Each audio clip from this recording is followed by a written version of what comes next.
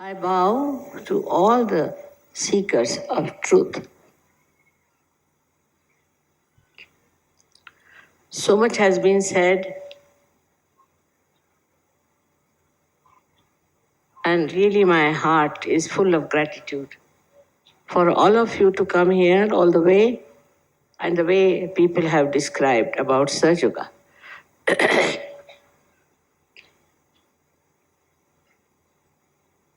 To understand Sahaja Yoga, we should know where are we today in this Kali Yuga. What are we facing today? It should really make you feel quite disturbed to see the way things are going on in every country, everywhere. What's the problem? What is the such a need for people to become so restless, full of tensions, collectively, country-wise, anywhere you go, you find some sort of a confusion. Terrible. The whole society seems to be boiling with kind of a fear of destruction. What is the reason? There are so many religions, so many organized, disorganized, all kinds of things. There are so many sadhus and sants. There are so many books written about what you should have. But the only one who is a seeker of truth should see one point. Why? Why there is so much problem in this world and how can you help them? Where is the problem? It is inside the human being. As described, you see, we have come out of animal stage to human stage. We have a human awareness, no doubt. In that awareness, we start seeing all kinds of things that are not good, which are destructive, which are disturbing. If it doesn't disturb you, that means you are not at all a sensitive person. But you are sensitive as a human being. So now, what is the reason for this? In every field of life, whether it is political, economic, or any field of life in which human beings are living, there is a very subtle problem which people don't understand. Now, if I say that there is spirit within us, which shines in our heart, we need not believe. Need not believe. But our attention is not on the spirit. They call it Atma Vimukh. Our attention is outside. At this stage, at the human awareness, our attention is outside. Outside in various things. Now, where should our attention go? To evolve for what? To achieve what? Firstly, our attention has now go towards our spirit, towards spiritual understanding. This is one thing has to happen to human beings to begin with. Otherwise, our attention is outside. We are worried about money, worried about power, worried about this, worried about that, in competition and all kinds of things going on. But if your attention is turned somehow towards your spirit, then what happens to you is that you become the power of the spirit. And the power of the spirit is the highest power that you could think. First of all, spirit is the one that loves. Loves without asking for anything, without expecting anything, just loves. It's an unconditional type of a personality which just emits love. Anybody in trouble, anybody having a problem, just it flows. This capacity to flow in the heart exists. But on top of that is the closing point is that our attention is not on our spirit. Even in political endeavors or your economic endeavors, any endeavor, what happens is that attention is outside. So you go into competition, you go into this thing, you go on becoming very competent and then suddenly find another one coming up. There are so many struggles when your attention is outside. Because in attention outside, there is no purity. There is no purity. It's just attention to yourself. And that too is so limited. Very limited it is, because if you pay attention to yourself, there is no end to your troubles and woes. For a person, as they said, really is fact that I don't mind sleeping anywhere. I don't mind eating anything. I am not bothered about all these things. It's a fact. Because, you see, it's not very important, I think. But without thinking, I'm made like that. I'm like that. All right. But Sahaja-yogis have become like this. This is the miracle that human beings have turned their attention to their spirit. Then you are amazed how things work out. Without any competition, without any fights, without any quarrels, how your attention becomes fixed on your spirit. The first thing that happens to you is good health. Your health improves. Firstly, if your health is all right, so many problems are solved. This world, I think, at least 30% people are always sick because of the tensions, maybe because of bad food and this and that. This is first thing that happens to you is your health improves. Today now, in Sahaja Yoga, we have people who have learned that by these modern ways of economics and all that, has not given any peace to anyone. We think of America. I've been to America. I know Americans, how terribly disturbed they are. Their families are ruined, their children are ruined, and all kinds of stupid things are happening. Our Indian gurus are going and making a big money there. And they just want peace. They just want peace of the heart. That's only possible when your attention goes to your heart, because in the heart resides the spirit, and the spirit is the source of peace. First is the love, and second, as I told you just now, is the peace. You become extremely peaceful. You become like a witness, and you see the whole drama like a joke. It's nothing so serious to be worried about. It all works out. And this is what one has to become, is to become the spirit, which is your own, which is in your own heart. And that is the source, as I told you, of love.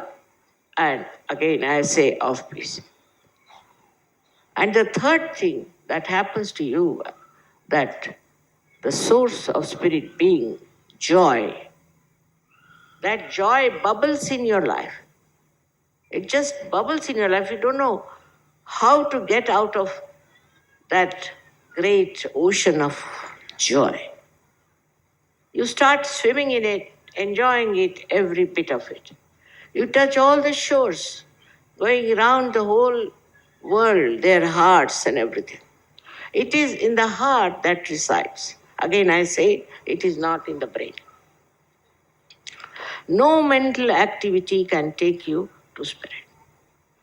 Spirit is only possible if your attention could be somehow taken to the spirit. And that's possible only through Kundalini awakening. This change of attitude towards life, This chain of complete peace and joy has come to you all because your attention is now on your spirit. Now you don't think of money, money walks your way. You don't think of power, power walks your way. And the power of the spirit is the highest, the most powerful, and the most righteous thing. It is not necessary that you should become a sannyasi, sadhu, baba, do all kinds of things. No necessity of these rituals. The spirit is residing within you. Already all you have done in last lives. Now this life, only thing you have to do is to put attention to your spirit. And that's only possible through the awakening of this Kundalini, the primordial mother. When she starts, that's also your own. When she starts rising, she passes through these centers and enriches them, integrates them, and pierces through the last fontanelle bone area and makes you connected to this all pervading power of divine love. But this power of divine love is not only the love, if you want to say, it is also peace and joy. And also, it is the superior wisdom. It is rather subtle for normal man to understand, I know that. I've gone through that. For persons to understand that one can become the spirit. But this is in the evolutionary process. Today is the time for people to become the spirit. This is the blessing of this blossom time, as I call it. And people have to become the spirit. Otherwise, what is left of them is like all other human beings who will, I don't know where they'll end up. So this is an essential step today to become the spirit.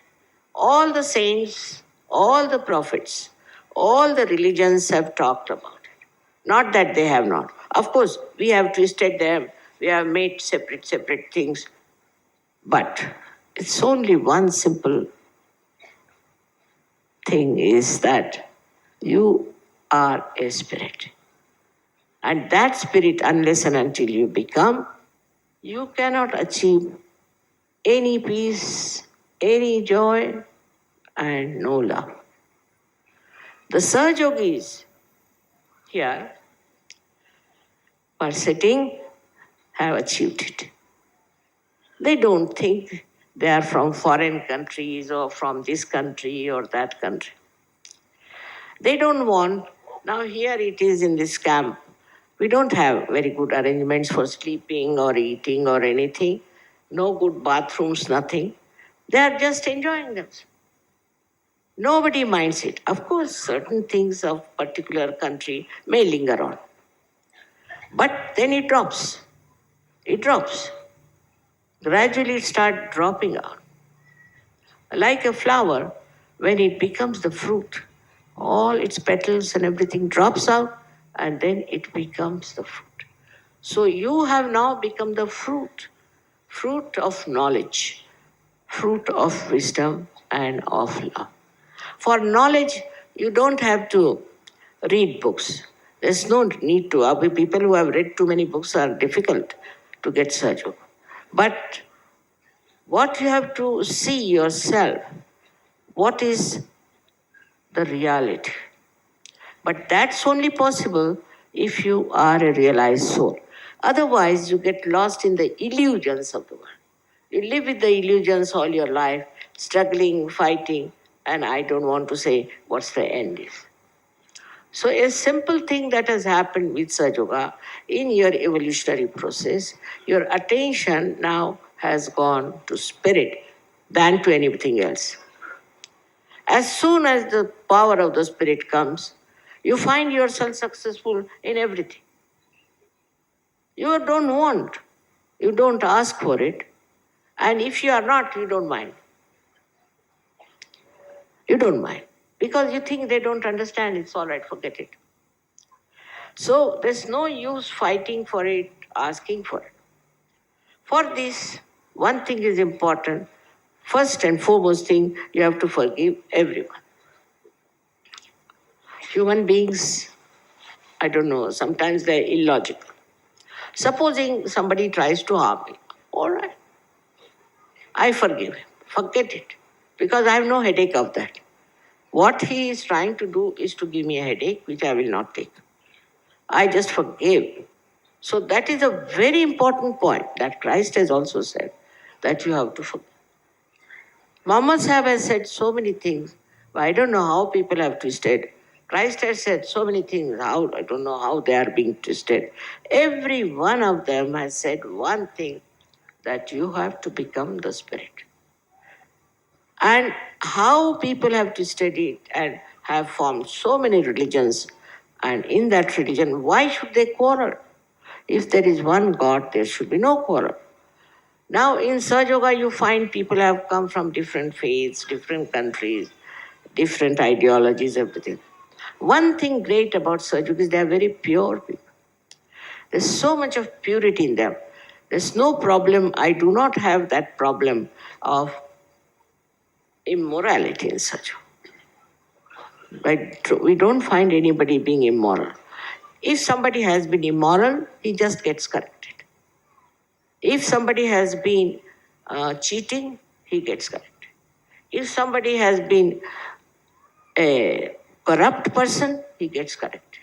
Because Spirit gives the light for you to see for yourself what is good for you. Supposing you are going on a road and you are blind, you can walk into a ditch. But supposing you have the light and the eyes open, you know how to go. And that's exactly what has happened in Sahaja Yoga, that people have realized how to move, how to go about, how to walk, and not to fall in the ditch.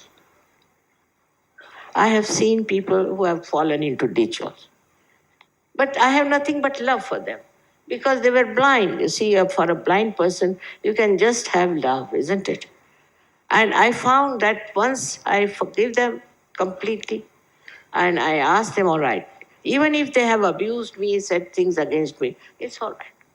Because they don't know what they're doing. They are blind people. So once you feel that way about others, that doesn't matter.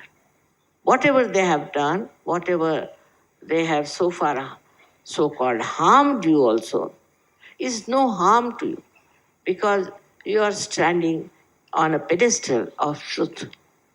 So the second point is that the Spirit is the source of truth, not of untruth. For example, there is some false guru.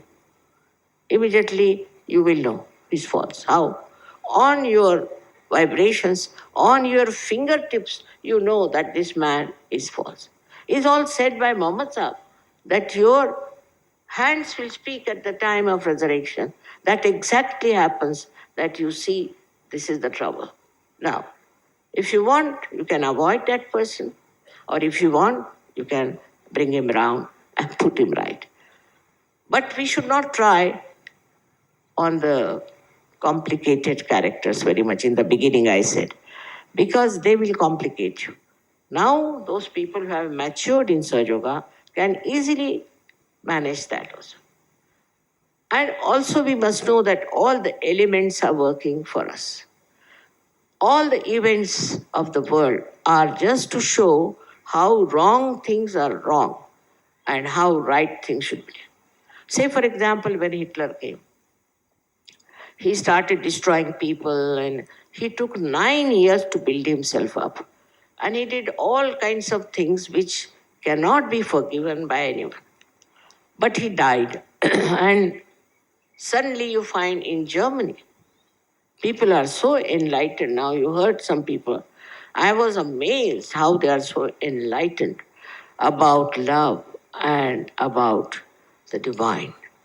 All these countries I've seen are doing so well unexpectedly. Imagine in England, who came to India and ruled us for 300 years, there are so many Sahaja Yogis. And also, as you see today, when I speak there, we have The whole hall filled up with people in England. I have seen also in the countries like Russia, where these people were on the verge of collapsing after they started on democracy. Whether it is democracy or communism or anything, these are all isms. You have to come out of it and see for yourself that so-called democracy has become demonocracy.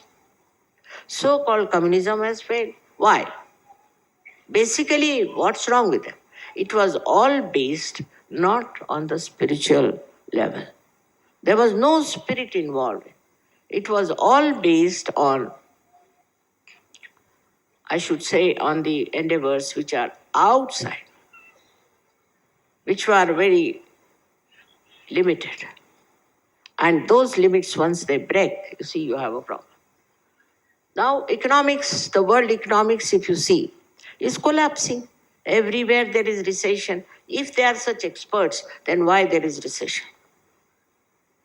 Why there are problems? Now, the people who say we must remove the poverty, I agree, but not by giving some sort of a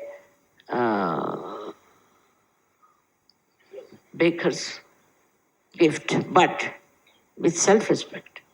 You can do it. You can do it.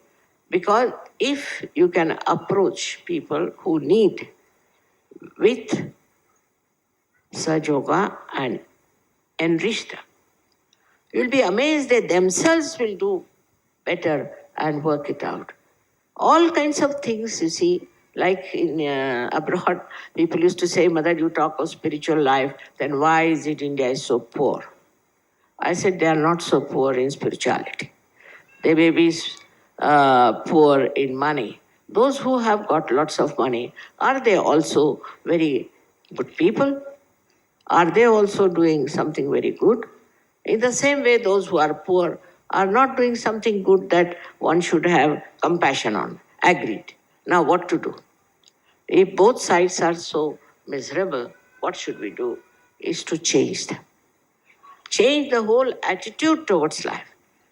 Immediately, I've seen people who are supposed to be rich start understanding poverty. They start